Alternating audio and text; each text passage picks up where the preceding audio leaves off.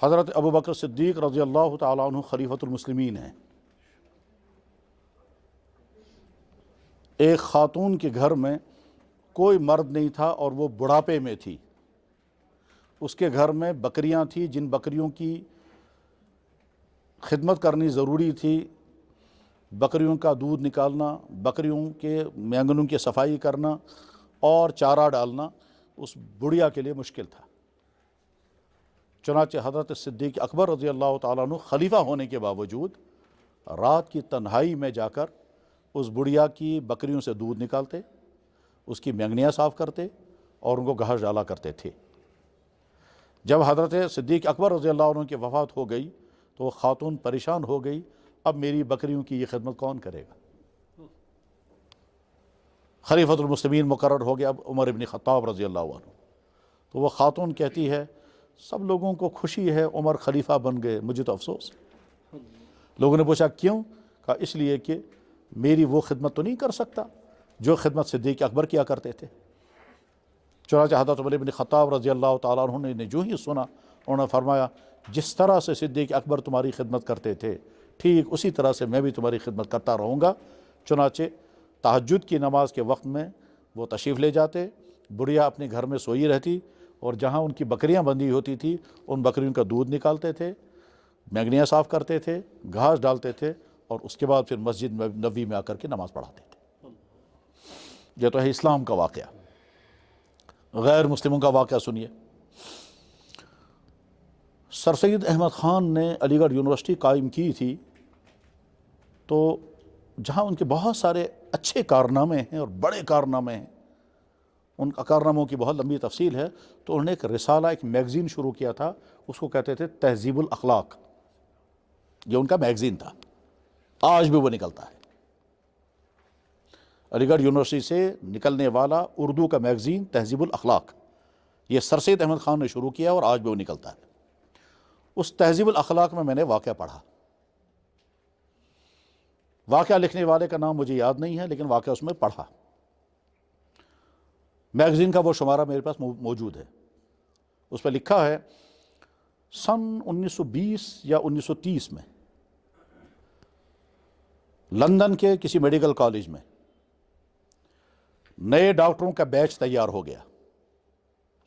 ان ڈاکٹروں کے ٹیچر جو ان کے باس تھے انہوں نے کہا کہ ہم تمہارا آخری پروگرام کریں گے اور اس میں ہم تمہیں الوداع کریں گے اور آگے تمہیں ڈاکٹر بن کر زندگی گزارنی ہے تو اس بارے میں کچھ نصیحتیں ہوں گی۔ ہم کوشش یہ کریں گے کہ اس ہماری میٹنگ میں یا اس گیدرنگ میں یا اس الوداعی پارٹی میں ملک کے پرائم منسٹر بھی آ جائیں۔ چنانچہ انہوں نے ٹائم لیا اور پی ایم صاحب تیار ہو گئے میں آؤں گا۔ اب جب وہ میٹنگ ہوئی تو یہ ڈاکٹر جو سینئر ڈاکٹر ہیں ان جونیئر ڈاکٹرز کو کہہ رہے ہیں کہ دیکھو آگے چل کر تمہیں ڈاکٹر بن کر زندگی گزارنی ہے، میں تمہیں صرف ایک واقعہ سناتا ہوں، اس سے تم کو میسیج مل جائے گا۔ یہ کہتا ہے کہ میں نیا ڈاکٹر بن کر کے نکلا تھا، ابھی پریکٹس کر رہا تھا، لندن کی بارش، وہاں برف بھی گرتی ہے، سردیاں بھی ہوتی ہیں، رات کی ٹھنڈ تھی، میں بہت آرام سے سویا ہوا تھا تو آدھی رات کے وقت کسی نے دروازہ کھٹکھٹایا۔ میرا جی نہیں چاہ رہا تھا اٹھنے کو سردی کی وجہ سے، لیکن میں نے سوچا شاید کوئی مجبور ہوگا اس لیے مجھے اٹھ جانا چاہیے۔ میں اٹھا، دروازہ کھولا تو ایک بڑھیا تھی۔ اس بڑھیا نے کہا ڈاکٹر صاحب میرا بچہ بخار میں تڑپ رہا ہے، اس کو سخت درد ہے، براہ کرم اسے بچائیے۔ تو مجھے اس بڑھیا کی اس پر ترس آ گیا، میں نے کہا ٹھیک ہے میں چلتا ہوں۔ کہنے لگا میں چلا، بارش میں برف میں ان کے ساتھ چلتا رہا، لندن سٹی کے باہر ہمیں نکلنا پڑا، بہت وقت لگا، بڑی پریشانی ہوئی، لیکن میں چلتا گیا اور یہاں تک کہ پہنچا اس کے گھر۔ میں نے دیکھا اس کا بچہ جو ہے وہ بخار کی شدت میں تڑپ رہا ہے اور بہت اسے سخت درد ہے۔ میں نے اسے دوائیاں دی اور جب تھوڑا اسے سکون ہو گیا تو مجھے خوشی ہو گئی۔ اس کے بعد جو ہی میں چلنے لگا تو اس بڑھیا نے ایک تھیلا دیا، یہ آپ کو گفٹس ہیں، اور دوسرا تھیلا دیا یہ آپ کی پیمنٹ ہے۔ دوسرے ایک تھیلے میں بہت بڑی رقم تھی اور ایک میں گفٹس تھے، اور کہا میں بہت شکر گزار ہوں آپ نے میرے بچے کو اس وقت بچا لیا۔ یہ ڈاکٹر کہتا ہے کہ میں نے ان سے کہا یہ میرا فرض ہے اور میں اس میں سے کوئی چیز تم سے نہیں لے سکتا، یہ میری ڈیوٹی ہے، اور اس کے بعد پھر آپ مطمئن رہو جب تک کہ بچہ ٹھیک نہیں ہو جائے گا تب تک میں کیئر کرتا رہوں گا، میں آتا رہوں گا، اس کو دیکھتا رہوں گا جب تک یہ مکمل ٹھیک ہو جائے گا۔ یہ کہہ کر کے ڈاکٹر نے کہا آپ اسی چیز کو اپنا موٹو بنا لیں۔ یہ کہہ کر کے ڈاکٹر بیٹھا،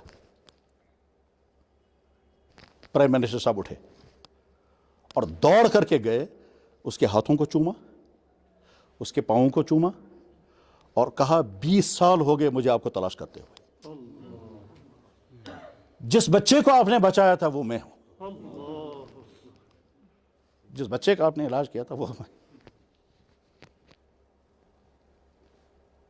میں نے حوالہ بتا دیا تہذیب الخلق، یہ اعلیٰ درجے کی انسانی قدر ہے، اسلام بھی یہی سکھاتا ہے۔ کسی کے کام آنا سیکھیے، کسی کے دکھ میں اس کو مدد کرنا سیکھیے، کسی کو راحت پہنچانا سیکھیے، اور اس وقت اس کی طرف سے جو آپ کو خیر کا جملہ ملے گا اس سے زیادہ قیمتی دولت کچھ نہیں ہے۔ فرمایا جناب رسول اکرم صلی اللہ علیہ وسلم کہ خیر الناس من ینفع الناس، بہترین انسان وہ ہے جو لوگوں کو راحت پہنچائے، لوگوں کو نفع پہنچائے۔ ہم کو بہترین انسان بننا ہے۔ بس ٹاپک